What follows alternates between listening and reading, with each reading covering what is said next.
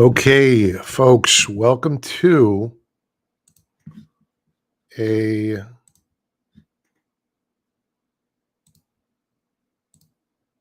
Thursday Night Stock Charts Live. Let's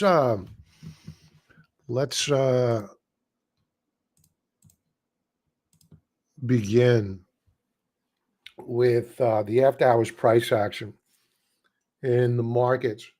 You had Microsoft report. We're going to go over their numbers in a minute. Microsoft reported, and they're moving up higher. What's not reflected on this chart, let's go to this one here. What's not reflected on this chart is that you have a lot of overhead supply in here. Now, maybe we're going to break through it tomorrow. Maybe we're not. I don't know. But overall, a good report out of Microsoft. They beat on the top line and the bottom line. As for Alphabet, they had a very stellar report as well. I think that this is a new all-time high for them. So clearly, this is going to drag the QQQ names up higher. Now, Intel reported, and they were absolutely annihilated.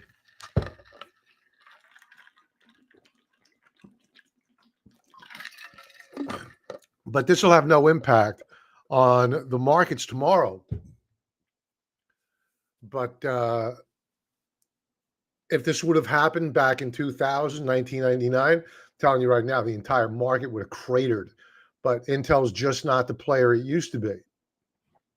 So the Qs in the after hours session, which we have a short position in, and I just added to it in the after hours. And we're going to go over the whys behind that. And we added to it using the SQQQ leverage product, not for the faint of heart. So if you trade small, grind it out. So I added more. And I'm going to go over a chart of the QQQs in a moment, because where we're at right now is into a ton of overhead supply. And there are issues with this market that it's great that we get a earnings report or two that come out really, really good. But the question is the market any cheaper? Will these names continue to drag the QQQs up higher in our current market environment? Maybe they will. Maybe they won't. Maybe we're going to have to stop out. Right now, we're profitable on our short. Maybe I got to reconsider it tomorrow if we begin to break out and we close the week out strong. We're open-minded. We're not married to any one idea. So that's the outcome of the day. But going into the day, we had the markets reacting and reacting very, very poorly to Meta's announcement, and it was not good. And I think that they were a part of the conference call out of Google, and Google basically saying, hey, listen, we've been investing in AI since 2016, while Meta, Alphabet, Facebook has been playing in the sandbox in the metaverse. They need to play a lot of catch up. Their expenses are going up higher, and that's exactly the reason why Meta dropped. Their expenses increased by like 22%, a mind-boggling number. So overall, at current, we have a so-so earnings season. It's good, I guess. But equities, are they any cheaper? Stick around. I'll show you the chart of where we're at current in this cycle, because roughly half of the S&P, maybe a little bit less than that,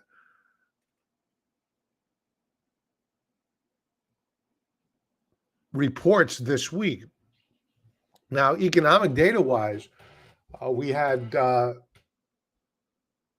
S&P Services, that's the PMI, that missed. Manufacturing slipped back into contraction. New home sales beat. That's a surprise. Durable goods came in on par with what was expected. GDP missed by a mile. Initial jobless claims weak. That's a good thing.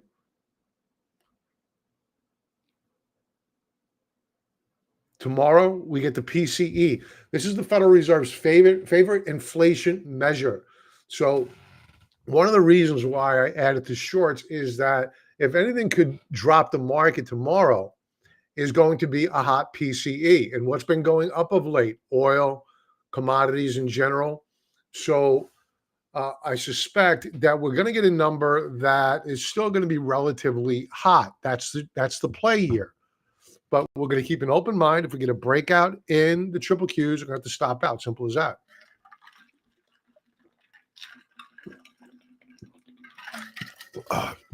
Dehydrating. Okay, let's talk about valuations of the market. And this is going to change tomorrow a bit, but it's probably going to go up higher. With all the earnings that have been announced this week so far, the Schiller PE ratio has pretty much been unchanged for the most part. So equities relative to the mean of 17.11 are very, very expensive. The Federal Reserve's liabilities were announced today. They did pretty much nothing this past week. Nothing. Really, it's unchanged. It's a rounding error, the change on their balance sheet. Now, coming out tomorrow, earnings-wise, we have a lot of energy stocks coming out and reporting. ExxonMobil, Chevron. It's going to be a consumer staples day. Colgate-Palmolive. And what did Snap do?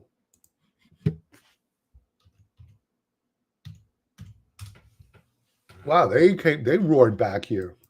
Look at this move. They closed out the session at $11.40, and the anticipated market maker move was about $2.50. So somebody got their face ripped off by selling premium in here. Wow, what a move.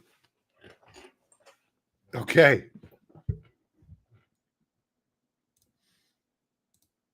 So talking about Google, EPS, $1.89, beat estimates of expectation of $1.53, and up more than 50% versus $1.17 a year ago. Huge, huge number. Revenue, over 80 billion, beating the expectation of 79, up 15% year over year. Monster.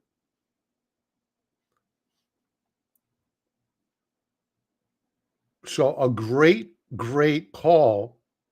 Look at the operating margins of 32%, beat the estimate of 28.6. And they've streamlined. Number of employees are down roughly 10,000. That's a lot of money. So Google, lean and mean, and performing very, very well. As for Mr. Softy, they beat across the board.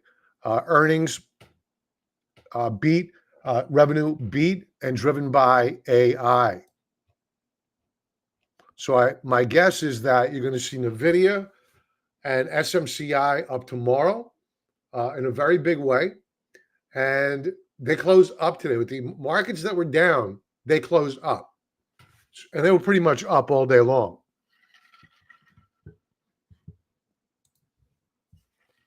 Now, Meta, different story.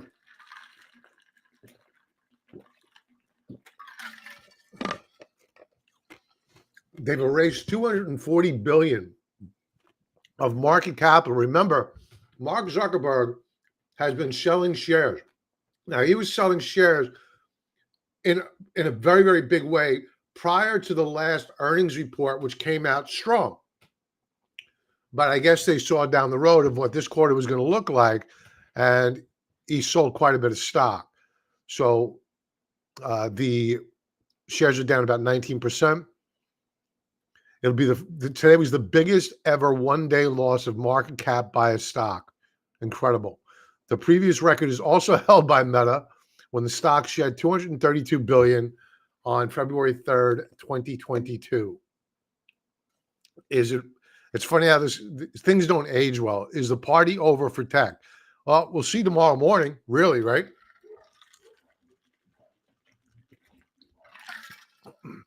I ate something that was very salty before, and now I'm paying the price. So I apologize for drinking water like an animal.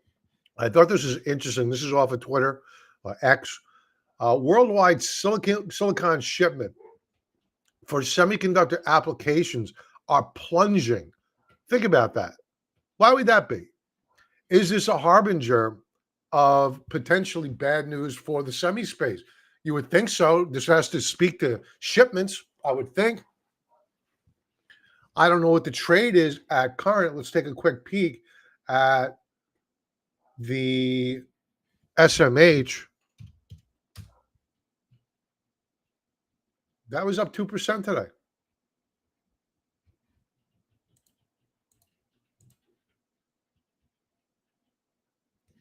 Holding support.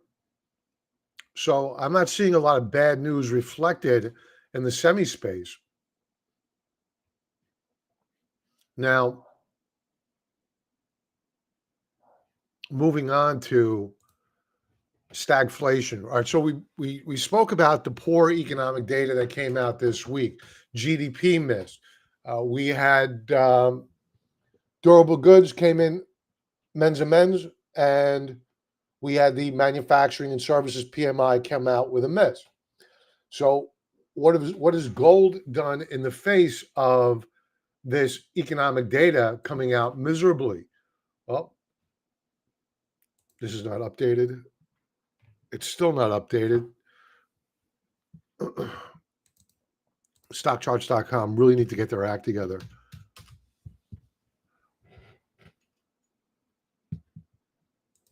Maybe. All right, so now we're good. So gold was up 0.18% today. And the gold mining stocks like Nugget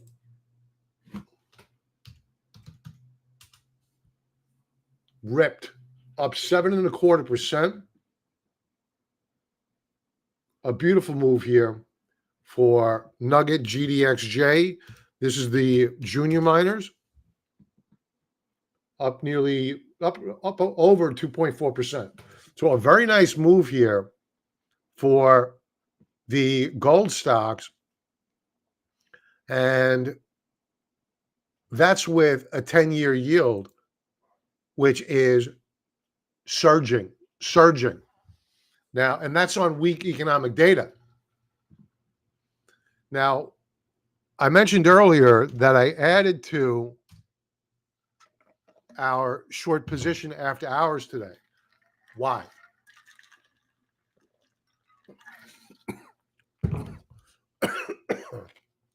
Excuse me. The reason is that we're looking macro.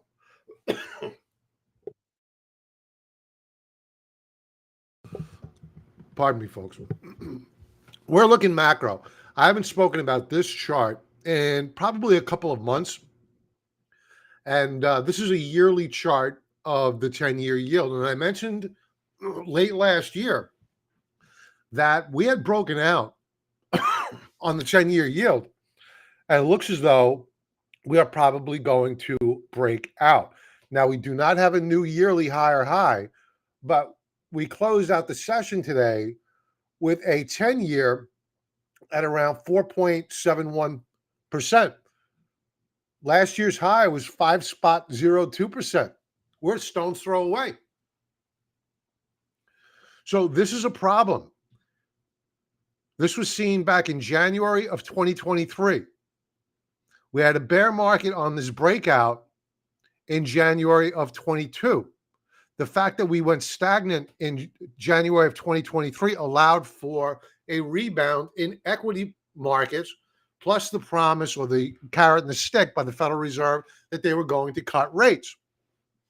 So here we are, yet again, flirting with all-time highs. What happens if we break out and above this prior high? some names are going to do okay. The Googles of the world, why? They've already took the pain. They've laid off 10,000 people. They're lean and mean. Meta's already done the same thing, but their costs rose. Still, so a lot of names are not going to thrive on a breakout and close above 5.2%. We don't know if that's going to happen, but in all probability, we're going to test that resistance level. Now, taking a look at how we're looking on the week, I mean, looks pretty good to me. And the TLT, the 20-year bond ETF,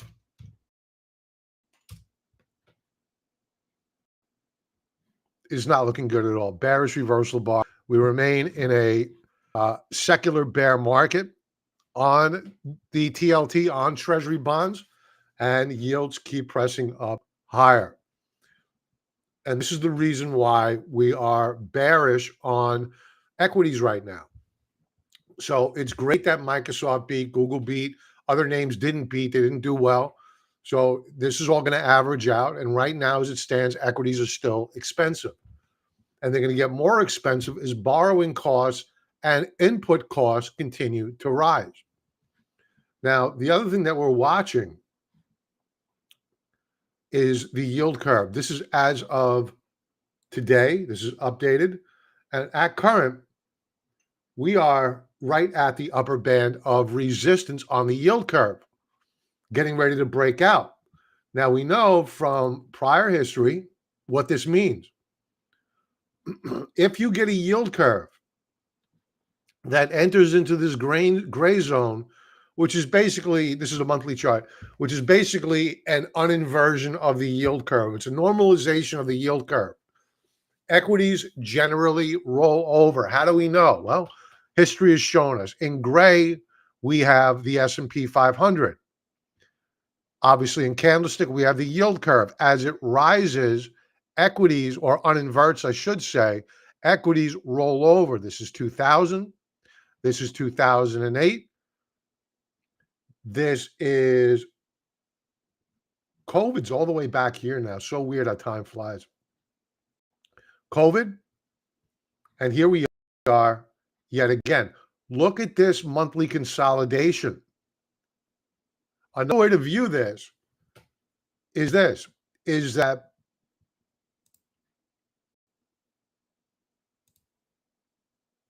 at current, on a monthly chart, we have broken out on the yield curve, assuming that we close at where we're at current or better. Now, to be fair, this time last Thursday, this chart looked about the same. Bullish reversal bar, high of the month, and by Monday, it had pulled back quite a bit, but now we have reaccelerated yet again to be at the highs of the month. So if we break out here, you could expect, bet your bottom dollar, the equity markets are going to feel the pinch. Now, another reason why we're bearish on the market is that you have a market that has been going up on the promise, on the hope of a rate cut. March was supposed to be a foregone conclusion. We were going to get a rate cut back in January. That's come and gone. April, no, there's not going to be a rate cut, right? There's no meeting. May, no rate cut. Expectations, only 7%. This was 100% at one point. Now, about 7% probability of an ease. June, now only 10%. This was 17% earlier today. Now it's only 10%. And that's with the GDP that missed. You would have thought this would have gone up. It didn't. July, now only roughly 30%. This was a foregone conclusion only this time last week. They were gonna cut rates. Not happening. September, 50-50. November, now 67%. This was above 80. The other day it was about 84. Now it's only 80% probability of a cut in December. What has changed is the severity, or I should say, the number of rate cuts expected. Take a look at where we're at current. We are at 5.25 here to 5.5. So you have market participants out there already voting that we're going to go down to a 4 to a 4.25 handle on the Fed funds rate by December. The question is, why? What do they know? Perhaps they're watching the yield curve, which is saying, hey, there's something very, very wrong out there. We just don't know what it is yet. My guess, it's government spending. So, and that's going to come home to roost. Eventually, it's going to come home to roost. They're taxing the citizen and sending it overseas. How does that end?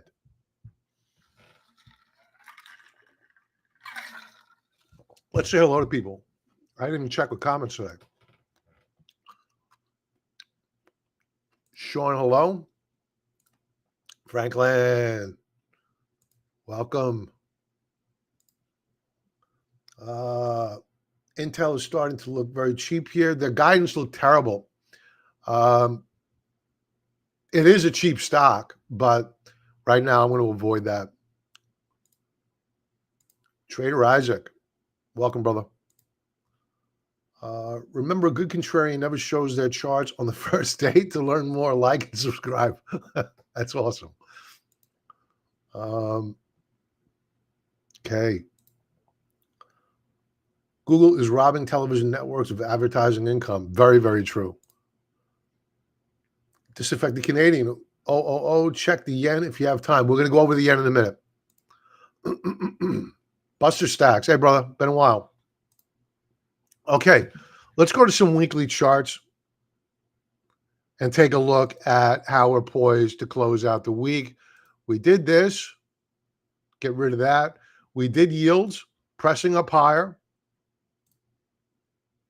Bitcoin is looking very interesting here. Let's do a refresh. This is live.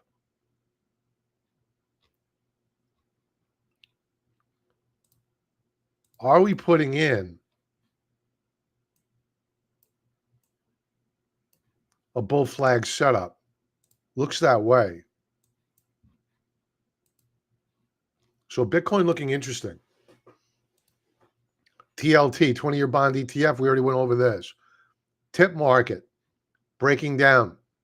And this is surprising. Usually the tips trade with the gold mining stocks. So I think that this is becoming less about inflation concerns and more about the demand for gold by the central banks.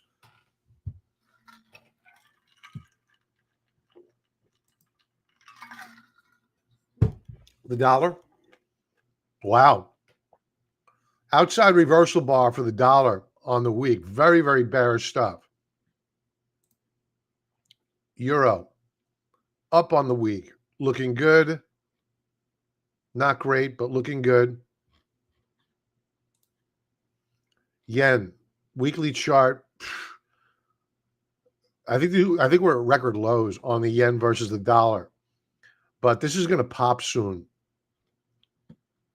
The BOJ is going to have to get very aggressive with their tightening. Until they do, they're going to pay the price. So RSI, this is on a currency no less. RSI is at 20.77 and looks like we're going lower on price. Look at the volume today. Volatility, weekly view. Is this right? This can't be right.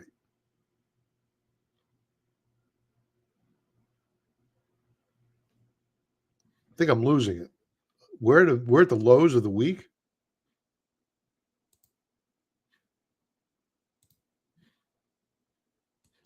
Vol closed up today.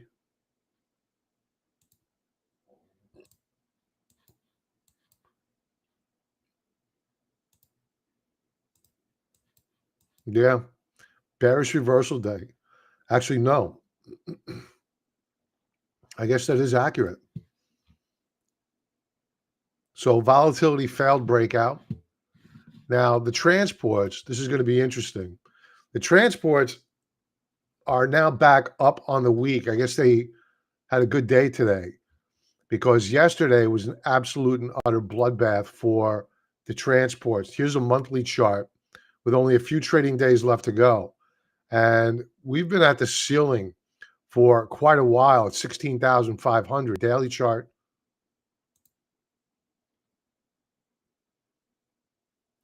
So we had a bear flag set up. We broke it. And today we kind of negated it. It's going to be very interesting to see what happens here. Good volume on the transports. Can we get an intraday chart? See how we closed? Yep. Tomorrow's going to be a very interesting day for the transports. Dow Jones Industrial Average. You know, we know that these are all going to, in the pre-market anyway, they're going to trade up in the morning. The question is, how do they respond to PCE?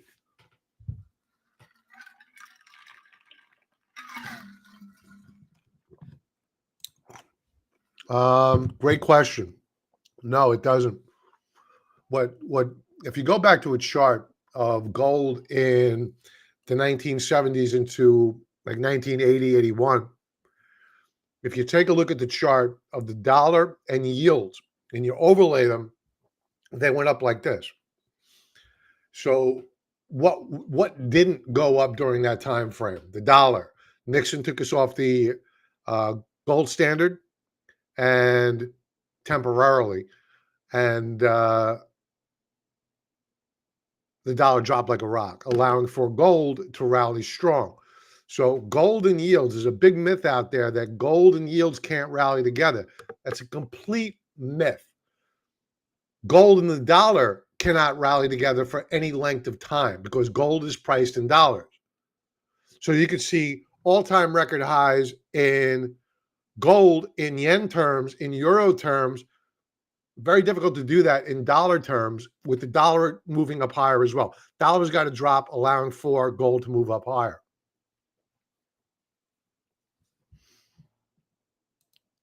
TZ Burton, welcome. All right, so an update today, but a little bit weak. Excuse me, on the week. This is a weekly chart. Let's go to a daily chart. We closed down in the day by about a percentage point. Bear flag setup. I've been talking about that all week long. S&P 500 inside week still up. Let's go to a daily chart. Daily chart. Closed down a little over a third of a percentage point. Now tomorrow is going to be a tell, because here you have the S&P 500 now trading down below its 50-day moving average. Where's the SPY trading after hours? 510 is resistance.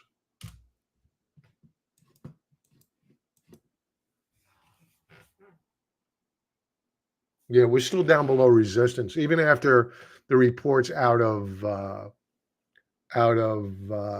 Google and Microsoft.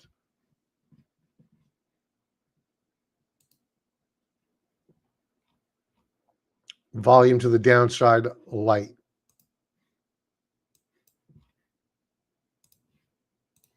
Now, trip Qs. Today was a breakdown out of a bull flag setup, a bear flag setup. Now, we were trading up.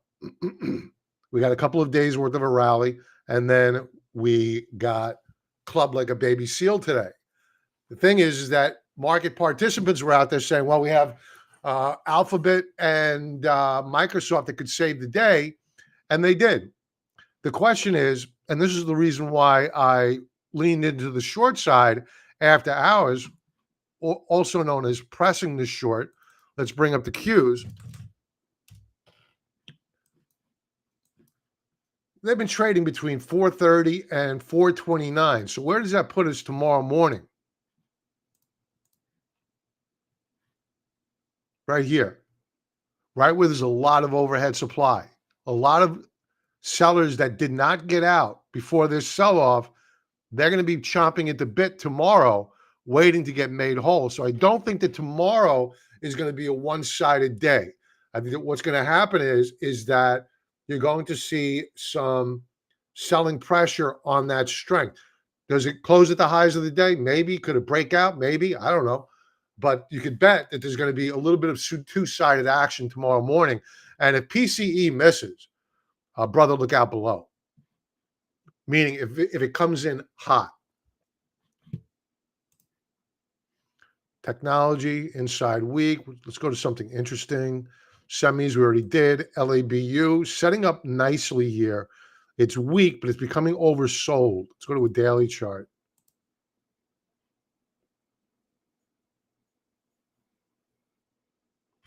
Not time yet.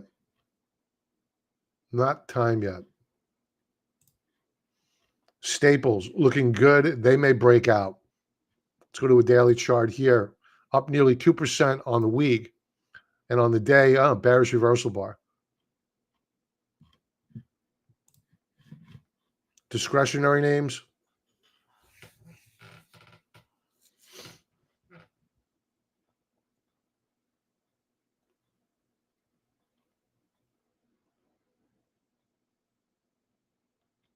Held support, rallied, daily view. Really good day today. Big, really nice reversal day today. How was volume? Volume was very good. Emerging markets, they're coming back to life here a little bit. I should say this, that China is coming back to life a little bit, at least at last look. This is the FXI. And China is breaking out.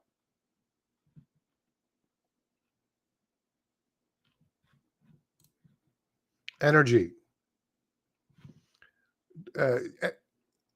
Energy's looking really good here. I mean, I think we're going up higher. We own Apache. I'll probably be buying more if they give us an opportunity. Crude prices. We had broken down last week, but this week a bullish reversal bar. No breakout yet. Let's take a look at the daily chart, see whether or not that's in the cards. It is. Nice consolidation here on oil, and they may press this higher. Natural gas. We've added more here to natural gas. I went over this last Thursday, and the chart is not a screaming buy whatsoever, but the fundamental basis for wanting to be long of natural gas is building. Demand is rising, production is falling. Now, let's take a look at this on a monthly view. Look at this flatlined on stochastics. No new monthly lower low. Weekly view. Stokes hooking up. Really just consolidating here. And it's waiting for a catalyst to move up higher. Gasoline prices. Bullish reversal bar on the week. This is all inflationary. Let's go to a daily view.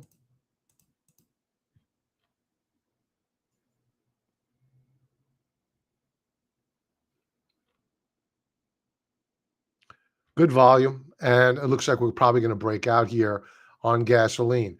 And when I take a look at these commodity charts, you know, I say if they look like they're going up higher, I don't always say, but in the back of my mind, it just the word inflation just fires off in the back of my mind.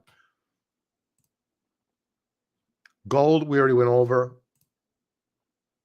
We already went over these names. Let's take a quick peek at where names like Meta are trading on a historic basis. Where might we find support here?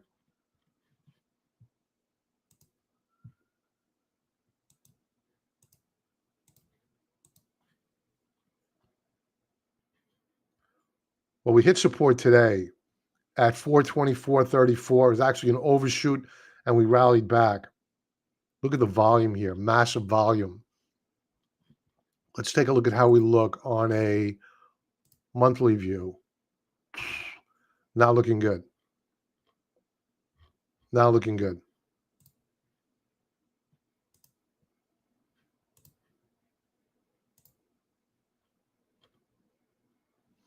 So Meta in a lot of trouble. Microsoft. So we're trading in Microsoft. Let's check back in so our numbers are accurate.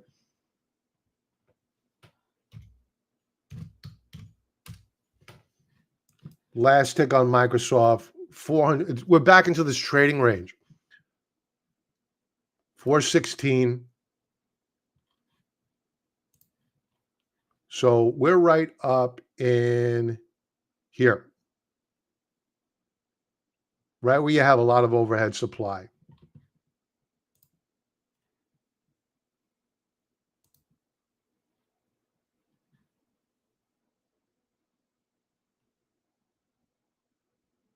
So it's going to be interesting to see whether or not Microsoft holds these gains tomorrow.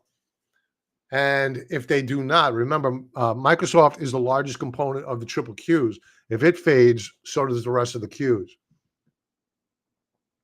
And Google, or Alphabet, GOGL, I believe that this is an all-time high. Yeah, all-time high for Alphabet. So bravo for them. All right, let's do a couple of chart requests. I don't have much to go over tonight, and it may just be an early night. So if anybody has anything, please let me know, and we will go over it. And I'm also going to take a look at potentially some squeeze setups. As a matter of fact, I'm going to do that. I'll wait and see if anybody populates anything. I'm going to look and see whether or not we have any opportunities in the squeeze arena. I'm using TrendSpider, and there's a link below. If you would like to use it, get them at a 30% discount, 35% discount. And what I'm looking for is a squeeze setup, because if we do break out tomorrow, we're going to be out looking for opportunities to the long side.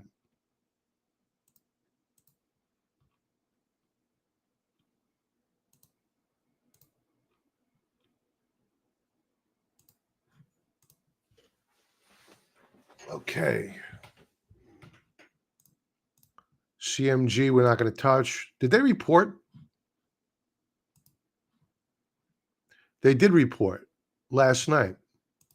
They must have done well. We can entertain it. They're out of the way now. Nice squeeze. So what we're looking at here are the Bollinger Bands in black to be trading inside the Keltner channels, very, very tight, and either stacked above the moving averages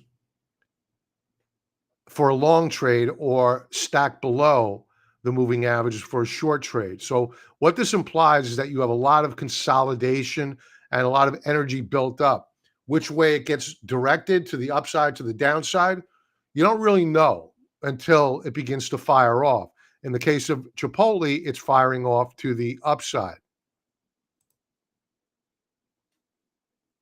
Trading sim, SMCI, you got it, Town. I don't know this company. I've heard of them. I don't really know them. Interesting. Looks good to the long side. Cintas, not sexy. We want stocks are going to move. DPZ, back on our radar screen here. I don't know if they reported. Lockheed Martin, well, they just got a couple of $1 billion in their pockets from taxpayer this past week, so they should go up. Motorola.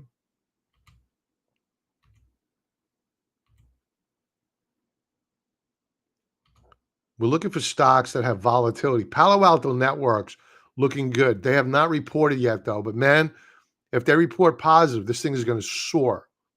But they did not have a good quarter last quarter. General Dynamics coming back. Tractor Supply looking really good. Quanta, this is a construction company.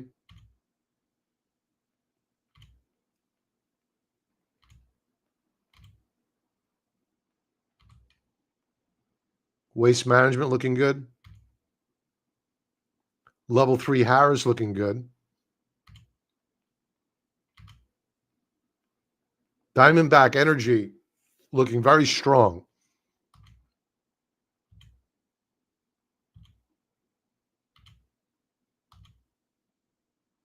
There's Alphabet. That's fired off now. That's too hot to touch. First Solar setting up.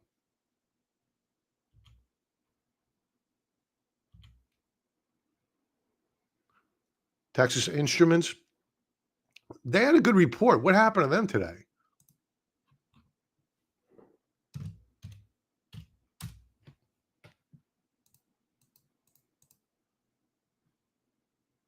They only closed up actually, it was their report was here on the 24th. But they only closed up a 0.25% today? Wow. Okay. Chevron, they report tomorrow. Airbnb, I don't think they reported yet. They're setting up nicely. Hess setting up, but it's breaking out already. Yum Brands setting up nicely. That's a China play. Generac looking really good here. Expedia looking very good.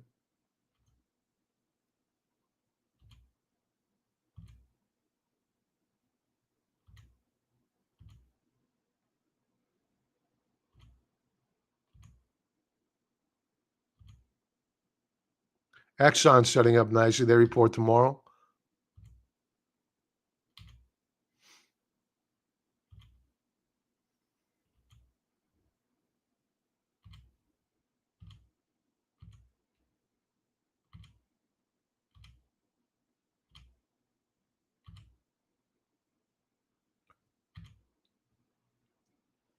Microchip Technologies looking good here. If Bitcoin breaks out, they break out as well.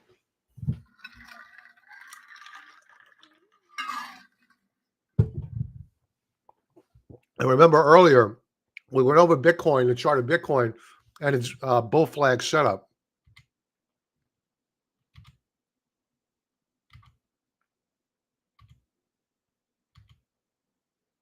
Charles Schwab looking good.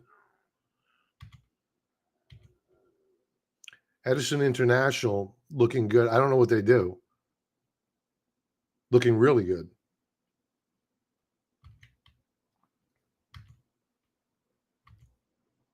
Occidental.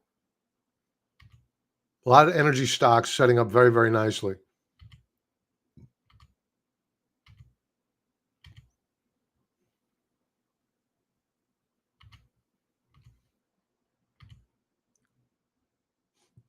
Banks setting up nicely.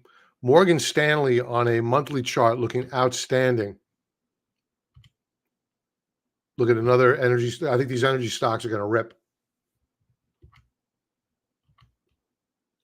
eBay. Delta Airlines. Wow. Looking very good. Freeport McMoran looking outstanding. GM. Newmont Mining. Breakout.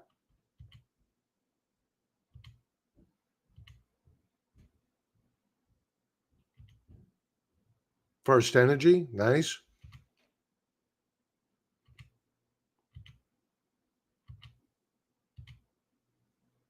Fox Corp. Nice. Kinder Morgan. Very nice. Big. I think that's a big yielder as well.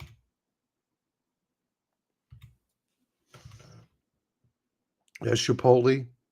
All right, so we already went through them all. All right, let's wrap it up with a view of SMCI.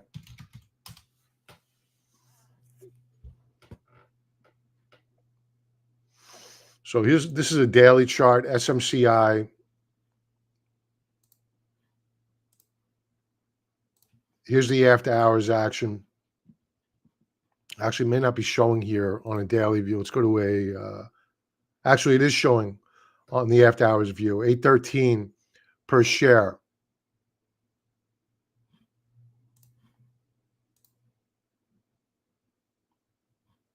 Let's get rid of all these lines.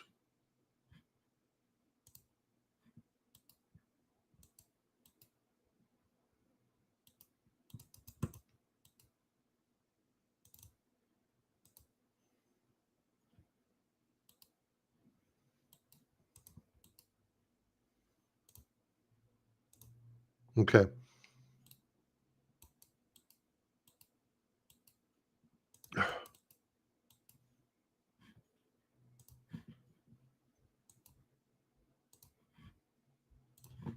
Now, while we're looking good at current in the after hours session, to me, you can look at this two ways, right? You can look at this from the cup half full. Why won't this go away? It's driving me crazy.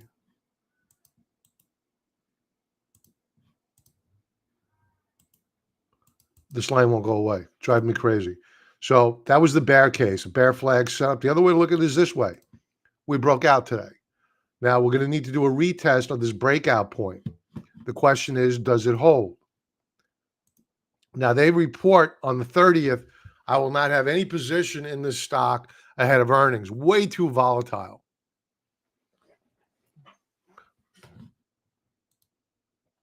Did I say bull flag or bear flag? Is that correction?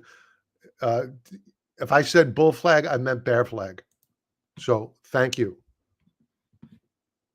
Let's take a look at a weekly view. Good rebound after a ruthless week last week.